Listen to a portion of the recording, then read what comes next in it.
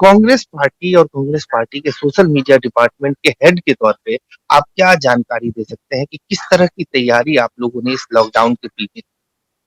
देखिए अजय जी, आपने महत्वपूर्ण सवाल पूछा। जिस प्रकार से ये एक माहौल कोरोना के कारण पूरे देश में बना, कि आपकी मजबूरी है कि आप किसी के साथ मिल नहीं सकते हैं, जुड़ नहीं सकते हैं, पर फिर भी देश को इन्फॉर्म करना क्या इश्यूज हैं। मीडिया, आप भी, आपके माध्यम से आपके पूरे मीडिया परिवार को मैं धन्यवाद देना चाहूंगा कि आप फिजिकली अपने जान के जोखिम पे आप पूरा देश को इंफॉर्मेशन पहुंचा रहे हो। और एज ए पॉलिटिकल पार्टी हमारे लिए भी ये महत्वपूर्ण है कि हमारी बातें, क्योंकि कई जगह पे हमको लगता है कि यहाँ सरकार को कोर्स करेक्शन करने की जरूरत है। हम लोग एक कंस्ट्रक्टिव विपक्ष के तौर पे सरकार के साथ कर रहे हैं, पर जहां पे लगता है कि नहीं, ये चीज करने से देश की जनता को फायदा होगा, तो जरूर एज अ सकारात्मक विपक्ष हमारी जिम्मेदारी है कि सरकार को उन चीजों की इंफॉर्मेशन, उन चीजों से हम आगाह करें। और इसीलिए सोशल मीडिया का उपयोग हमने, जो हम रूटीन करते हैं, तब हमने देखा कि विपक्ष के तौर पे हमारी जिम्मेदारी सोशल मीडिया की और बढ़ गई लॉकडाउन के समय में। हमने अपने आप को उस हिसाब से तैयार किया। मैं मेरी पूरी टीम को भी धन्यवाद करना चाहूंगा कि जो वर्क फ्रॉम होम है, आप कहीं पे भी हमारे प्लेटफॉर्म्स के आपको ये नहीं लगेगा कि पूरी टीम घर से काम करके पूरा चीज, हर छोटी छोटी चीजें लोगों तक पहुंचा रही है। मुझे लगता है इसमें सोशल मीडिया और टेक्नोलॉजी का जो यूज है, इसका बहुत बड़ा योगदान।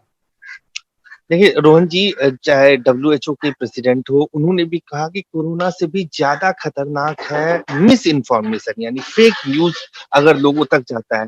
तो ऐसे में एक बड़ी जिम्मेदारी एक राजनीतिक पार्टी के सोशल मीडिया हेड के तौर पे भी मैं आपसे ये जानना चाहूंगा कि इस दौर में बहुत सारा ऐसा मिस इन्फॉर्मेशन भी लोगों तक जा रहा है जिसकी वजह से एक पैनिक हो रहा है, तो उसको किस तरह से काउंटर करते हैं? देखिए, बिल्कुल सोशल मीडिया, मैं हमेशा बोलता हूँ कि ये दो धारी तलवार है। अगर ये इंफॉर्मेशन और मिस इन्फॉर्मेशन, ये दोनों के लिए लोग यूज कर सकते हैं। हमको ये देखना है, एज अ विपक्ष हमारी जिम्मेदारी है। जैसे 2-3 अभी एपिसोड जो हुए हैं, महाराष्ट्र में एक एपिसोड हुआ जिस प्रकार से कई लोगों ने, मैं बोल नाम नहीं देना चाहूंगा, पर सत्ता पार्टी के लोगों ने मिस इन्फॉर्मेशन फैलाने का काम किया। तो मुझे लगता है कि ये बहुत सेंसिटिव माहौल है, सेंसिटिव मामला है, और हमारा देश हर तरीके से ज्यादा सेंसिटिव है। एक छोटी मिस इन्फॉर्मेशन 10 नई घटना को अंजाम दे सकता है। तो हमारी जिम्मेदारी है कि सच को जनता के सामने पहुंचाए। इसीलिए जब भी ऐसा कोई गलत न्यूज या फेक न्यूज होता है, हम उसको एक्सपोज करते हैं। मैं एक मंत्री के बारे में आपको बताना चाहूंगा, जी नाम नहीं लेना चाहूंगा, उन्होंने फेक न्यूज डाला। हमको उसको काउंटर करना पड़ेगा कि अगर मंत्री ही झूठ लिखेंगी तो कैसे काम होगा। हम हर मोर्चे पर सजग हैं। हम लोग यही चाहेंगे कि जनता को सटीक इंफॉर्मेशन और सही इंफॉर्मेशन मिले, जिससे मिस इंफॉर्मेशन के कारण नई घटनाएं पैदा ना।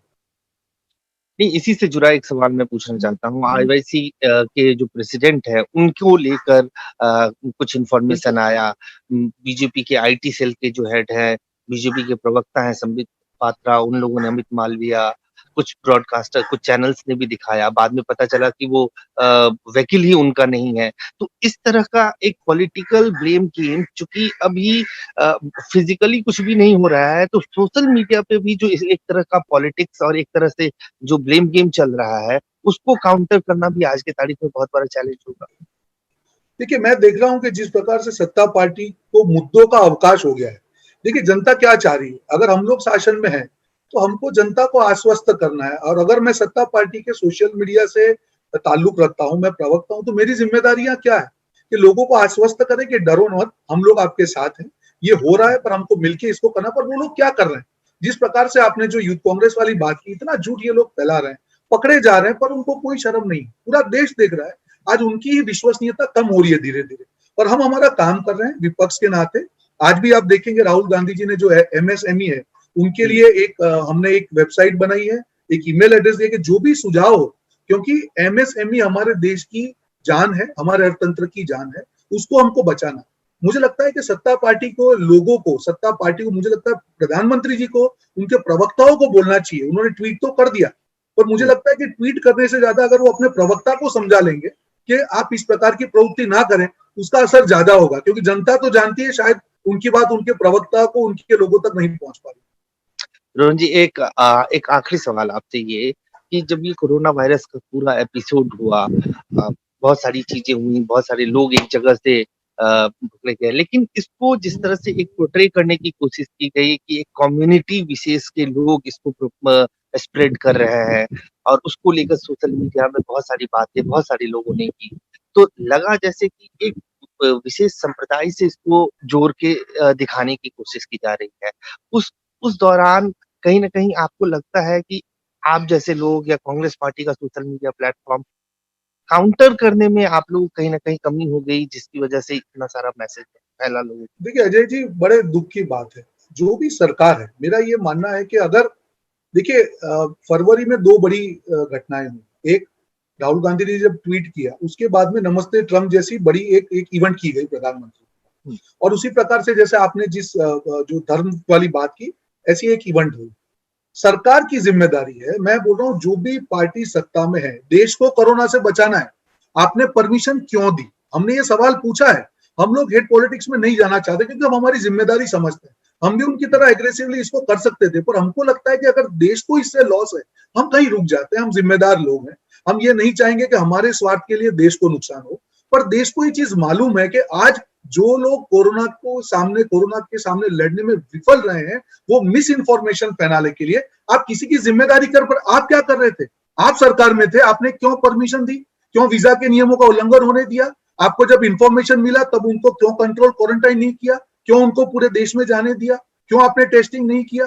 तो मुझे लगता है कि अपनी जिम्मेदारी, विफलताओं की जिम्मेदारी किसी के ऊपर थोप के आपको लगता है कि देश सेंसिटिव है इस इंफॉर्मेशन इस मामले में, उसका आप दुरुपयोग करोगे। एक लिमिट होती है अजय जी सत्ता की, राजनीति की। मुझे नहीं लगता है कि जब देश के सामने इतना बड़ा खतरा हो तब भारतीय जनता पार्टी और उसके लोगों को इस ओछी राजनीति में जाना चाहिए। देश की जनता जानती है कि जब तक कम्युनल पॉलिटिक्स बचा है तभी भाजपा की सत्ता बची है।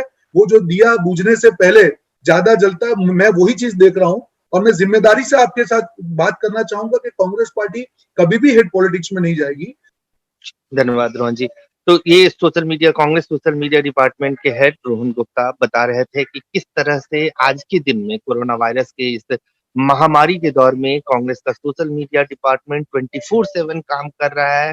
किस तरह से लोगों तक कंस्ट्रक्टिव इंफॉर्मेशन पहुंचनी चाहिए, उसकी जिम्मेदारी इन लोगों के कंधों पे है। खासतौर से कांग्रेस पार्टी से जुड़े हैं तो कांग्रेस पार्टी के पॉलिटिकल व्यूज के अलावा जो रिलीफ का काम हो रहा है या जो रीच आउट कर रही है कांग्रेस के जो वॉलंटियर्स हैं, उनको उनकी सारी जानकारी सोशल मीडिया प्लेटफॉर्म के जरिए मिल रही है लोगों को। अजय झा, गो न्यूज।